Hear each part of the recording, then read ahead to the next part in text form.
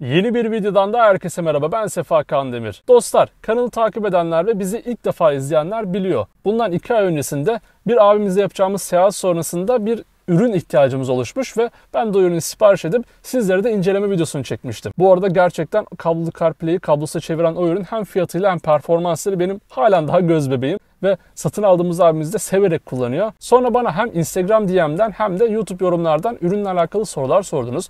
Ürünü sipariş ettiniz ve o sorulardan bir tanesi de şu şekildeydi. Acaba harici bir ekranla da CarPlay ya da multimedya desteğini alabilir miyim şeklindeydi. Ben de sipariş ederken zaten araştırmıştım. Gözüme çarpıyordu bir model. Bir abimizin arabasında bu sefer hiç ekran yoktu. Acaba dedi ya böyle bir ekran var mı? Arabama hiçbir ekran dönüşümü de yapılamıyor. Biraz eski model bir araba. Hani bir harici ekran var mı diye sormuştu. Ben de o ürünü satın aldığım siteye girerek baktım. O ürünler içerisinde de 7 inçlik bir ekran buldum. Harici ekran üzerine de sorular alınca ben de böyle bir ekranı da kanalımızda incelemek istedim. Çünkü satın almadan önce tüm detaylarına vakıf olmak elbette çok da önemli. Ve sizler için gittim, o ürünü sipariş ettim.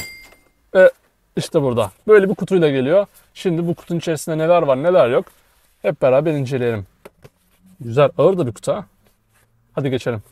Evet dostlar, görmüş olduğunuz gibi bu boyutlarda bir kutuyla geliyor. Kutunun üzerinde ya da etrafında herhangi bir yazı, logo, resim yok. Sadece burada Made in China ibaresini görüyoruz. Onun dışında böyle herhangi bir şey yok. Yolda gelirken tabii ufak tefek kıyıda köşede ezilmeler var ama sağlam bir paketleme yapılmış. Şöyle açalım kutumuza, bakalım içinde neler var. Kutuyu açtığınız anda böyle bir manzarayla karşılaşıyoruz. Burada bir adet çakmaklık güç adaptörü var. Sonrasında burada cama ya da konsola takmak için teleskop özellikle vantuz tutucu. Bu da şöyle kenarda dursun. Evet, burada bir de opsiyonel bir şey var dostlar. Ben sipariş ederken geri görüş kameralı versiyonu sipariş ettim. Eğer siz de o şekilde alırsanız bir de böyle geri görüş kamerası da gelecek.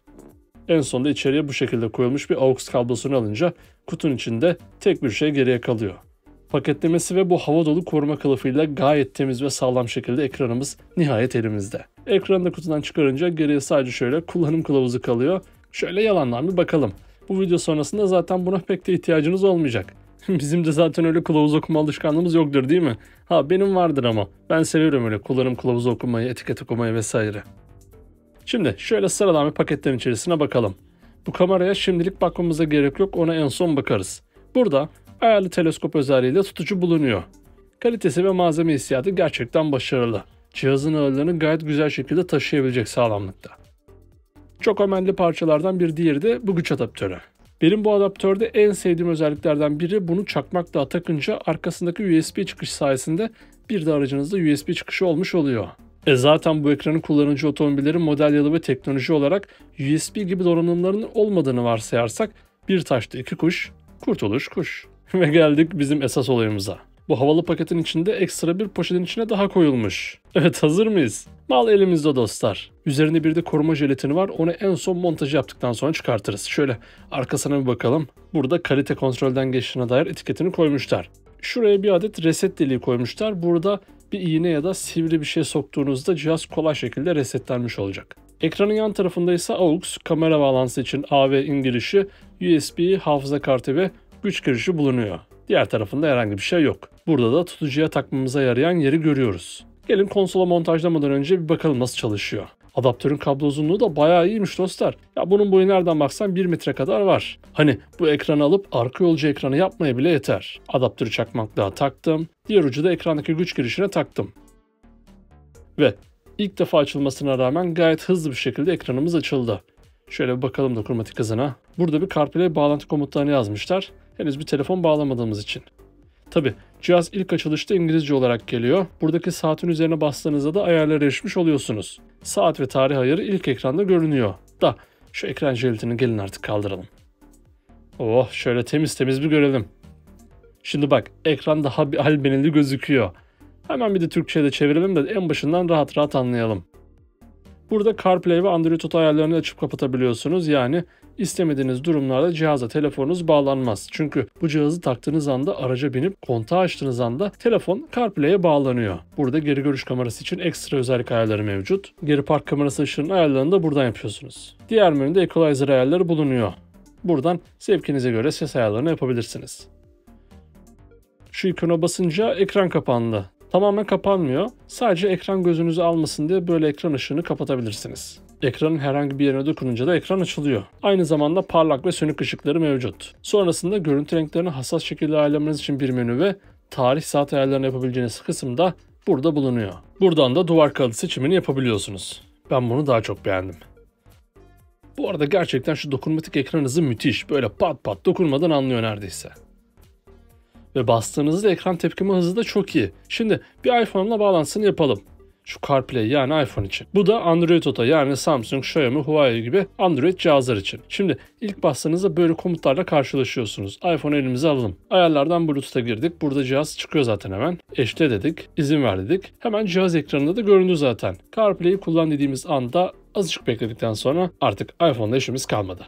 Şimdi tekrar bir dokunmatik hızına bakalım. İlk defa kurulmasına rağmen gayet iyi bir hızı var. Buradan Car Home logosuna basınca ekranın ana menüsüne geliyor. Buradaki ekran daha hızlı, onu söyleyebilirim. Ekran boyutu çok iyi dostlar. Gerçekten tatmin edici büyüklükte. Renkleri ve çözünürlüğü de çok iyi. Kaliteli bir ekrana baktığımı hissediyorum. Bu da memnuniyetimi arttırıyor. Hatta şöyle Tiggo'nun orijinal ekranıyla da bir kıyaslayalım hazır elimizdeyken. Şöyle üstüne koyunca da hemen hemen tam geldi diyebiliriz. Tabii biz bu orijinal ekranı artık kullanmayacağız çünkü eski bir teknoloji. İçinde AUX, hafıza kartı ya da CD dışında bir şey yok.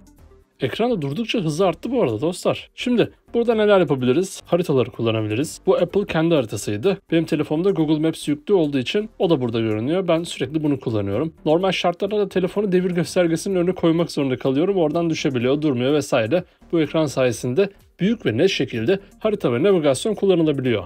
Tabii mesajları burada kullanabilirsiniz. WhatsApp burada mevcut. Bunlar benim telefonumda olan uygulamalar. Bende de çok fazla uygulama olmadığı için burada çıkmıyor. Ayrıca bu ekran diğer tanıtmış olduğumuz ürün gibi Android temelli bir ürün olmadığı için uygulamalar harici şekilde indirilemiyor. Peki neler yapabilirsiniz? Buradan hafıza kartı takabilirsiniz. USB bellek takabilirsiniz.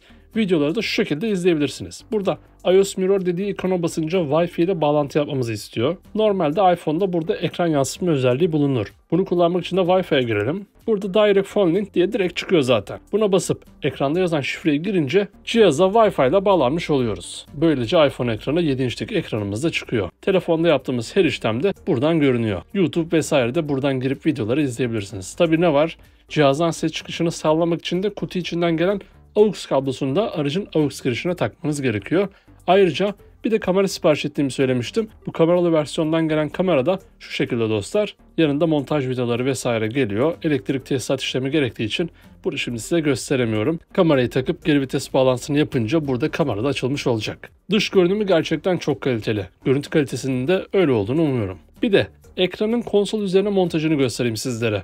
Bu hem yapışkanlı hem de vantusu teleskopi tutucuyu şuraya takayım. Ve sonrasında ekrana takınca iç mekanda şöyle bir görüntü çıkıyor. Güç çıkış kablosu da böyle duruyor. Uzun bir kablo olduğu için bunu gizlemek elbette daha kolay. Konsol üzerindeyken kullanımı da şu şekilde. Yani bir akıllı vantus da şu ekranın üstüne takası gelmiyor değil insanın.